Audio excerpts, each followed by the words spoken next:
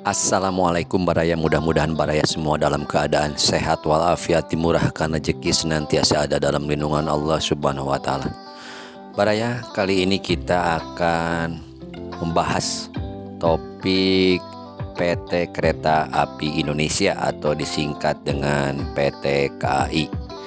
PT KAI adalah badan usaha milik negara Indonesia (BUMN) yang menyelenggarakan jasa angkutan kereta api. Layanan PT KAI meliputi angkutan penumpang dan barang. Pada akhir Maret tahun 2007, DPR mengesahkan revisi Undang-Undang Nomor 13 Tahun 1992, yaitu Undang-Undang Nomor 23 Tahun 2007 yang menegaskan bahwa investor swasta maupun pemerintah daerah diberi kesempatan untuk mengelola jasa angkutan kereta api di Indonesia. Dengan demikian, pemberlakuan undang-undang tersebut secara hukum mengakhiri monopoli PT KAI dalam mengoperasikan kereta api di Indonesia. Kereta Api Indonesia Prakemerdekaan.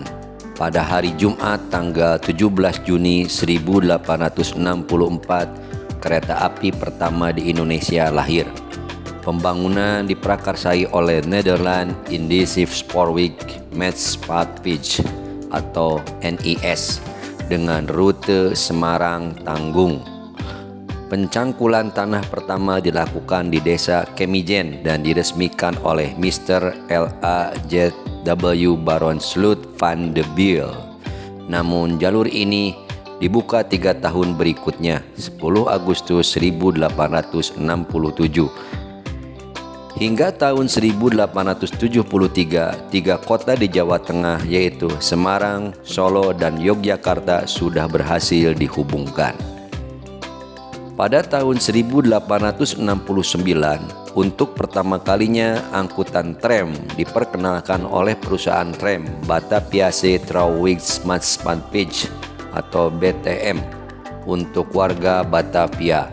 Sarana penariknya berupa hewan kuda dengan lebar spur 1,188 mm. Masa politik kolonial liberal rupanya mengakibatkan pemerintah Belanda enggan mendirikan perusahaannya dan justru memberikan kesempatan luas bagi perusahaan-perusahaan kereta api swasta. Namun sayangnya, perusahaan swasta itu tidak memberikan keuntungan berarti, apalagi NIS masih membutuhkan bantuan keuangan dari pemerintahan kolonial. Maka Departemen Urusan Koloni mendirikan operator kereta api lain, Stadspoorwegen, yang membentang dari Buitenzorg hingga Surabaya. Pertama dibangun di kedua ujungnya. Jalur pertama di Surabaya dibuka pada tanggal 16 Mei 1878 dan terhubung pada tahun 1894. Selain itu, muncul juga 15 operator kereta api swasta di Jawa yang menamakan dirinya sebagai perusahaan tram uap. Namun, meskipun namanya demikian, perusahaan itu sudah dapat dianggap sebagai operator KA regional. Sebagai perusahaan kolonial, sebagian besar jalur kereta api di Indonesia mempunyai 2 tujuan, ekonomis dan strategis. Nyatanya, syarat bantuan keuangan NIS antara lain membangun rel kereta api ke Ambarawa yang memiliki benteng bernama Willem I yang diambil dari nama Raja Belanda. Jalur kereta api negara pertama dibangun melalui pegunungan selatan Jawa, selain daerah datar di wilayah utara Jawa. Untuk alasan strategis sama, jalur kereta api negara di Jawa menghubungkan Anyer di lintas barat menuju Banyuwangi di lintas timur.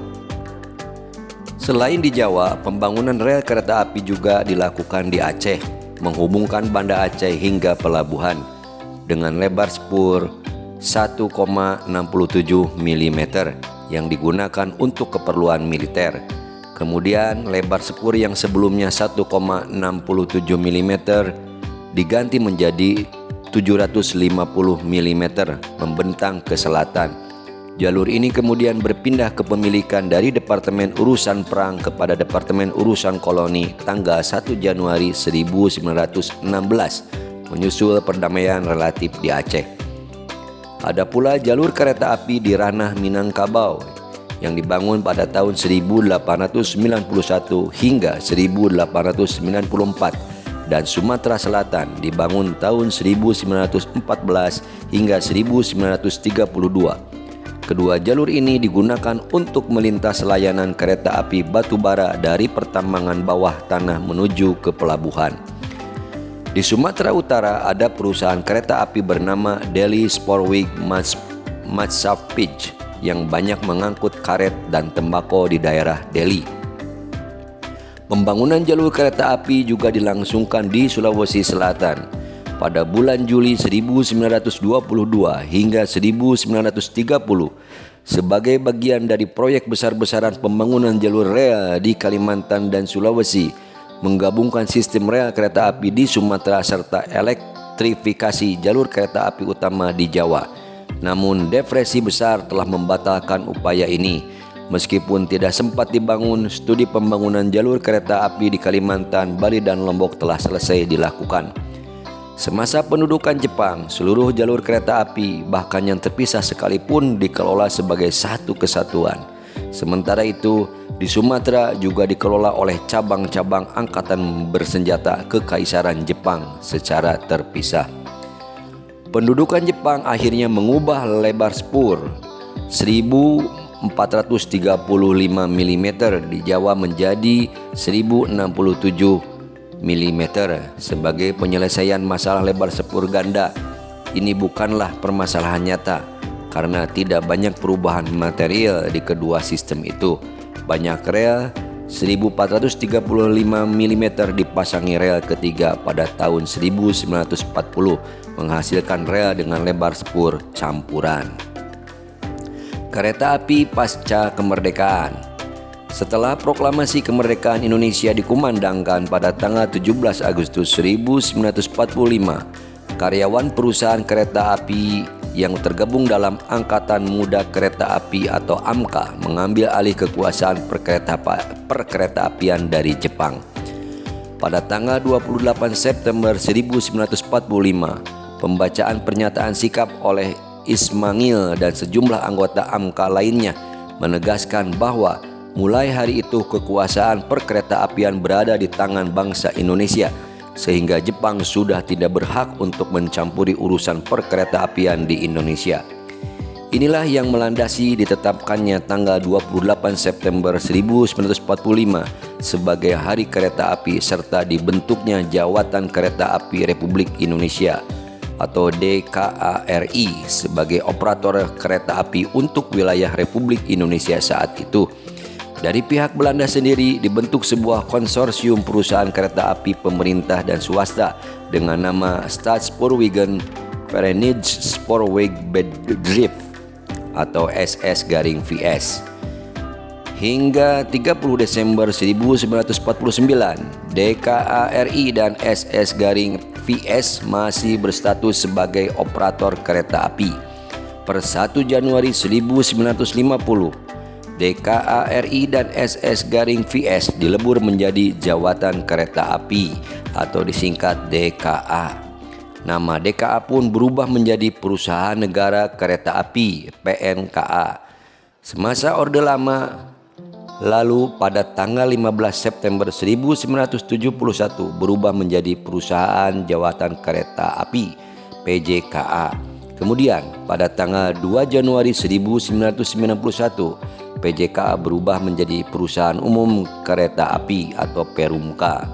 Dan semenjak tanggal 1 Juni 1999, Perumka mulai menunjukkan keterbukaannya dan berubah menjadi PT Kereta Api Persero atau PTKA. Dan pada bulan Mei 2010, nama PTKA berubah menjadi PT Kereta Api Indonesia Persero (PTKAI) hingga saat ini. Pada tanggal 12 Agustus 2008, PT Kereta Api melakukan pemisahan divisi angkutan perkotaan Jabodetabek menjadi PT KAI Komuter Jabodetabek (KCJ) yang pada tahun 2017 lalu menjadi PT Kereta Komuter Indonesia untuk mengelola kereta api pengelaju di daerah Jakarta dan sekitarnya. Selama tahun 2015, jumlah penumpang kereta api mencapai 325,94 juta. Baraya sekilas tentang PT Kereta Api Indonesia dan sejarahnya. Cukupkan sampai di sini. Mohon pamit, seperti biasa mohon dukungannya untuk mensubscribe, menyukai, mengomentari, dan membagikan. Mohon maaf bila ada salah dan hilap. Hatur nuhun, terima kasih. Wassalamualaikum warahmatullahi wabarakatuh.